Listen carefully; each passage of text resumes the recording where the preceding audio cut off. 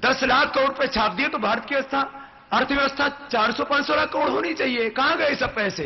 यही तो जमा कर दिए।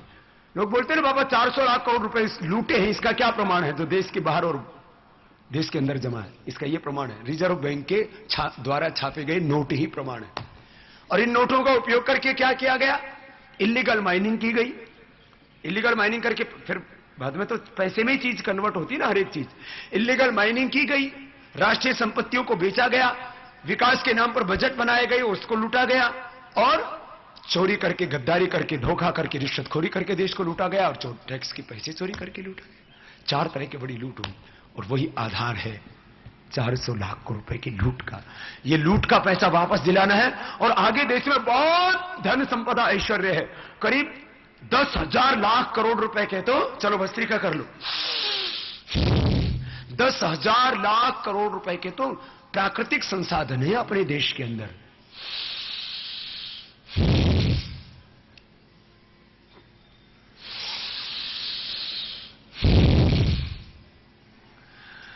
बोले बाबा आप सब बेईमानों की पोल खोलनी शुरू कर देते हो, सुबह सुबह ही आपको घेर लेते हैं। मैंने कहा देखो मेरा मालिक भगवान है, मेरे साथ सत्य है, मेरे साथ भगवान है, मेरे साथ देश के 120 करोड़ लोग हैं, इसलिए अब मुझे नहीं घेर सकते, खुद घेरे जाएंगे, खुद धरे जाएंगे। बोले बाबा हमें बहुत चिंता होती है, रोज मेरे सामने रोज ऐसे 2-4 10 तो आ ही जाते हैं, आंखों में आंसू। बोले बाबा आप रहते हो, आप रहोगे तो हमें मोटिवेशन मिलेगा, हमें प्रेरणा मिलेगी।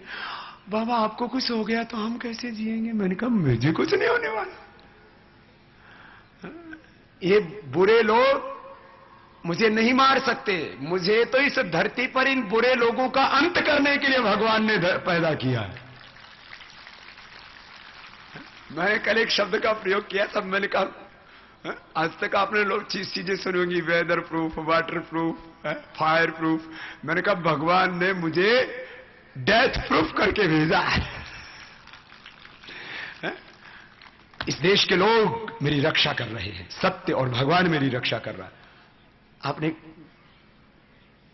भजन सुना होगा ना, मारने वाला है भगवान, बचाने वाला है भगवान, बाल न बांका होता उसका, जिसका रक्षक दया निधान। चलो जिसको राखे साइया मार सके ना कोई, भगवान अपने साथ में है।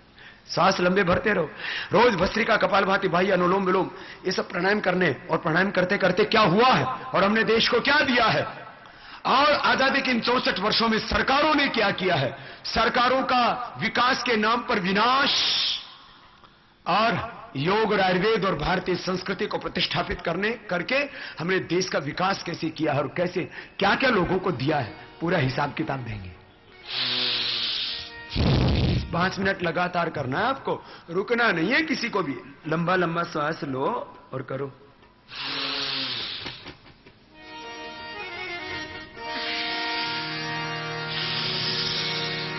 मारने वाला है भगवान, बचाने वाला है भगवान। प्रणाम करके रहिए, अभी बाद में आपसे भी गवाएंगे, आपको भी करना है। मारने वाला है भगवान, बचाने वाला है भगवान, मारने वाला है भगवान,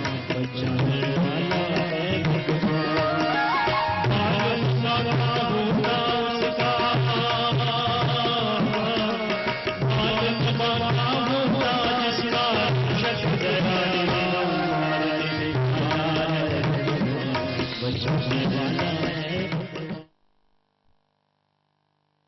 विज्ञान कार्यक्रम में अभी लेते हैं हम एक छोटा सा विराम। कुछ ही पलों में हम आपको पुनः सीधा जोड़ेंगे योग ऋषि स्वामी रामदेव जी के साथ। तब तक करते रहिए योग।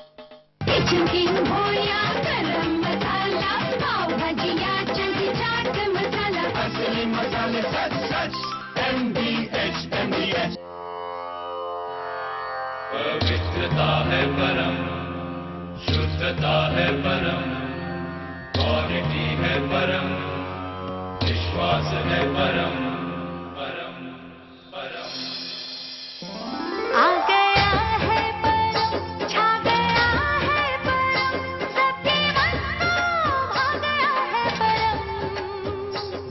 मेरे परिवार की सेहत का राज परम प्योर घी। MDH की दुनिया में आपका स्वागत है। बादशाह तुसी ते मसाले ते शहंशाह आपकी मेहरबानी से। MDH, the real spice of India। हरी भाई, सब फिक्स हो गया है। सांप खाते हैं। बिकानो सांप खाते हैं। बिकानो सब खाते हैं। सांबर मसाला हो या चने का मसाला, कसूरी मेथी या देगी मिर्च, असली मसाले सच सच MDH। नाश्ता रेडी है। बहुत बढ़िया।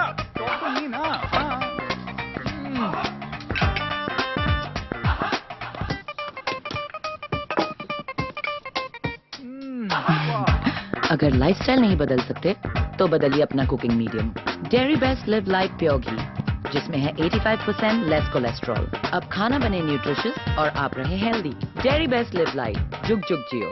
MDH की दुनिया में आपका स्वागत है। बादशाह तुसी ते मसाले ते शहंशाह आपकी मेहरबानी से। MDH, the real spice of India। Bharat Swabhiman यात्रा के अंतर्गत आगामी योग शिविर एवं ग्रामीण जनसभाओं के कार्यक्रम 24 फरवरी गोलाघाट असम, प्रातः 5 से 7:30 बजे योग शिविर। स्थान गोलाघाट स्टेडियम, दोपहर 1:30 से 2:30 बजे सेवागुड़ी प्लेग्राउंड, तहसील बड़ा पाथर, गोलाघाट। दोपहर 3:15 से 4:15 CCI ग्राउंड, कारबिलोंग, तहसील बोकाजान, जिला कारबिलोंग। 25 फरवरी दीमापुर नागालैंड, प्रातः 5 से 7:30 बजे योग शिविर। स्थान DDSC स्टेडियम दीमापुर। 26 फरवरी कोहिमा नागालैंड, प्रातः 5 से 7:30 बजे योग शिविर। असम राइफल्स ग्राउंड कोहिमा, दोपहर 4:30 से 5:30 बजे बिहू टोली ग्राउंड, तहसील होजाई। 27 फरवरी नौगांव असम, प्रातः 5 से 7:30 बजे योग शिविर। नेहरू बाली मैदान नौगांव। 1 मार्च जोवई मेघालय, प्रातः 5 से 7:30 बजे योग शिविर। खलेरियात फुटबॉल ग्राउंड, जयंती हिल्स जोवाई।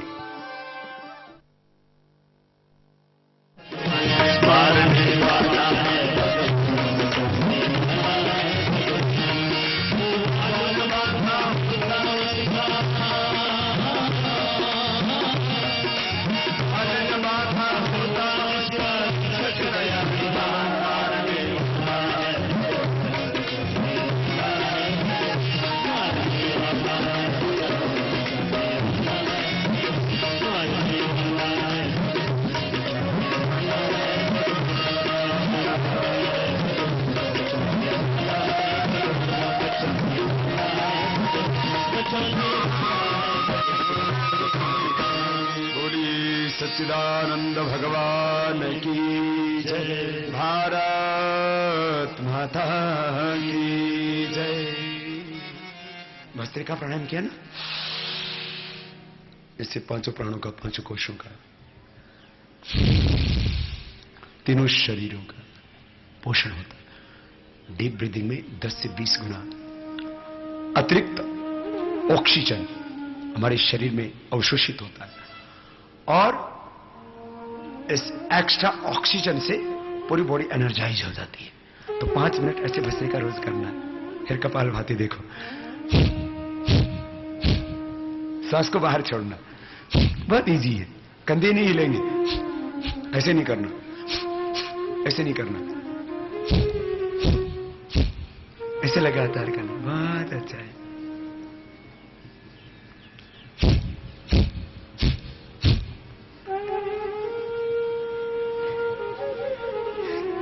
कल एक नेता ने कहा, बाबा तुझे सरकार की शक्ति का नहीं पता है।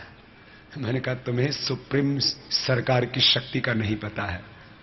सरकारें षड्यंत्र करके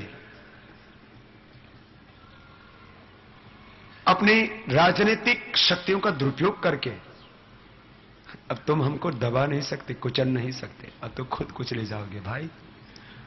सरकार की शक्ति का दुरुपयोग करके तुम ज्यादा नोट ही तो छपवा सकते हो ना, नोटों में तुम किसी को खरीद नहीं सकते। मुझे भी खरीदने की कोशिश की, मैं विवाद नहीं खड़े करना चाहता। और हमारे मीडिया वाले भाइयों से कहूंगा, आपको अभी रिकॉर्डिंग करना अलाउ नहीं है। आपको जब मैं वाइट दूंगा तब लेना। हा? तुम अभी एक दो वाक्य बीच का चला दोगे, फिर मुझे उत्तर देना पड़ेगा। बैठ जाओ थोड़ी देर, है ना? प्रेस कॉन्फ्रेंस में तुम्हें अलाउ करेंगे। अभी कैमरे नीचे रख लो और आराम से बैठो, तुम भी प्राणायाम कर लो, फिर तुम्हें जो चाहिए मैं बाद में दूंगा, पूरा मसाला है। होता क्या, बीच में मैं बोल रहा हूं, मैं अपने प्रवाह में, अब कोई वाक्य मुझसे बोला गया अलग संदर्भ में, फिर चैनल वालों को तो हेडलाइन उसी की बनानी होती है ना, जिससे बखेड़ा खड़ा हो जाए। कोई बात नहीं, आराम से बैठ जाओ। ये आपने ऑन करके छोड़ा हुआ है कैमरा, गलत बात है। मैं सब जानता हूं, I know everything, you can not do this. हाँ, नहीं, गलत बात है। नहीं, ऐसा नहीं करते ना बेटे। जब आपके लिए हमने प्रेस कॉन्फ्रेंस के लिए समय निश्चित किया हुआ है, तो उस समय आप ले लेना। आप हमारे ही मित्र हैं, हमारे ही सहयोगी हैं। जो बोलते हैं ना, अब तुम मेरे सहयोगी हो ना, मेरे साथ में हो। मीडिया तो मेरे साथ में ही था, पहले भी था, आज भी है। उसको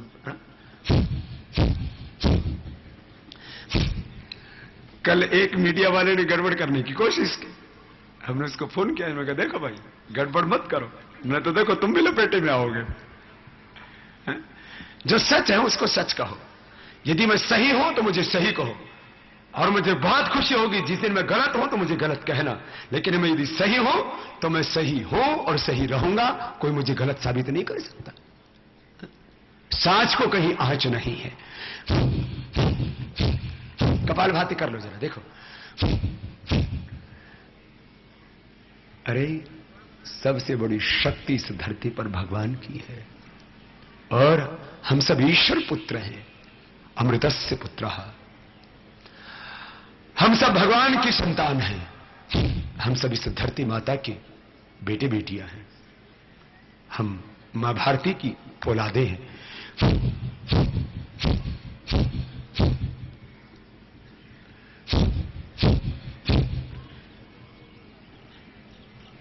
हमने तो सरकार से खाली 5-7 बातें कही थी, भाई तुम ये काम कर दो, फिर देश बच जाएगा। अब इस देश में सच कहना अपराध है, तो मुझे माने ना अपराधी, क्या दिक्कत है? मैंने कहा देखो भाई, ये करीब 500 लाख करोड़, 400 लाख करोड़ रुपए लूटा है, और इन आजादी के 64 वर्षों में करीब 55 वर्षों से ज्यादा एक पार्टी का शासन रहा है, तो इसकी जिम्मेदारी है इस देश का लूटा हुआ धन उसको दिलवाए। कपालभाति करते रहो, इसके लाभ पूरे बता रहा हूं, जरा 5-7 प्रश्न रखते हुए। और इस काले धन की अर्थव्यवस्था के खड़े होने में बहुत बड़ा योगदान है बड़े नोटों का। मैंने कहा बड़े नोट वापस ले लो, जिनके पास ईमानदारी के उनको छोटे नोट दे दो, इस सारे काले धन की अर्थव्यवस्था खत्म हो जाएगी। कितना बड़ा सरल उपाय है।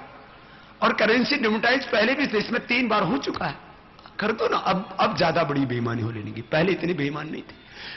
पहले तो 100, 200, 500, 1000 करोड़ रुपए की लूट होती थी, अब तो हजारों नहीं लाखों करोड़ रुपए की लूट होने लग गई। तो हमने कहा करेंसी डिमोनेटाइज कर दो, बड़े नोट वापस ले लो, ईमानदारी का जिनके पास पैसा है, मेहनत की कमाई, उनको छोटे नोट दे दो। और जिन लोगों ने टैक्स का पैसा चुराया है या जिनके पास बेईमानी का पैसा है, उनके नोट कैंसिल हो जाएंगे। फिर जिनके पास बेईमानी का, वो तो लेके ही नहीं जाएंगे बैंकों के पास, बैंकों से दरअसल पैसे चेंज हो जाते हैं, अभी भी सरकार करती रहती है। पिछले करीब थोड़े ही वर्षों में, करीब पिछले 15 वर्षों में सरकार ने करीब 20 लाख करोड़ रुपए छापे, उसमें 10 लाख करोड़ रुपए वापस किए ही थे ना। 10 लाख करोड़ रुपए एक बार और वापस कर लो, क्या दिक्कत है, सारा काम हो जाएगा। भ्रष्टाचार को खत्म करने के लिए सरकार को कानून बनाना पड़ेगा। माननीय प्रधानमंत्री जी कहते कोई भी भ्रष्टाचारी बख्शा नहीं जाएगा। भाई बख्शा तो तब नहीं जाएगा ना जब कानून हो, यहां कानून ही नहीं है। आज तक आजादी के 64 वर्षों में भ्रष्टाचार करने वालों को सजा नहीं। मैंने कहा भ्रष्टाचार करने वाले, बलात्कार करने वाले, जो भ्रष्टाचार करके देश के साथ धोखा गद्दारी करते हैं, बलात्कार करके मां बहन बेटियों के साथ में दुराचार व्यभिचार करके उनकी इज्जत आबरू को लूटते और मिलावट करके करोड़ों लोगों की जिंदगी में जहर घोलते, इन 3 अपराधियों को, भ्रष्टाचारियों, बलात्कारियों और मिलावट करने वालों को तो चीन की तरह भारत में सजाए मौत होनी चाहिए, तो हिंदुस्तान बचेगा। इसमें गलत क्या है? और जब पड़ोसी देश चीन में कानून हो सकता है तो भारत में क्यों नहीं हो सकता? होना चाहिए। सरकारें कानून नहीं बनाती, इसका मतलब भ्रष्टाचारियों, बलात्कारियों और मिलावट करने वालों की संरक्षण करती है सरकार, सीधी सी बात है। अब ये बात